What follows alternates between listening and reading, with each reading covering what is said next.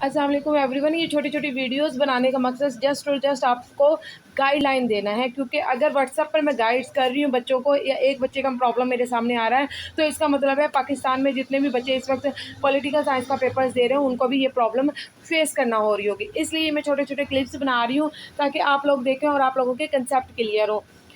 और आप लोगों के नोट्स और आप लोगों के गैस बनाने में मुझे ज़मीन और आसमान इतना टाइम लगता है, इतना टाइम लगता है कि आप लोगों की सोच, और आप लोग जस्ट मुझे एक मैसेज करते हैं मैम गैस दे दें, और यकीन माने बहुत मुश्किल है।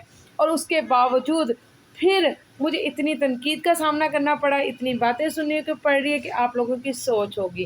खैर, तनकीद करना एक इंसान का हक़ होता है। आप मुझ पर तनकीद करें तो ज़ाहिर बात है मैं इम्प्रूव करूँगी और बहुत ज़्यादा इम्प्रूव करूँगी। I am not a teacher, मैं एक स्टूडेंट हूँ, अभी भी एक स्टूडेंट हूँ, और जस्ट मेरा काम है लोगों की हेल्प करना, लोगों को सर्विस प्रोवाइड करना फ्री ऑफ कॉस्ट, आप लोगों को पढ़ाना।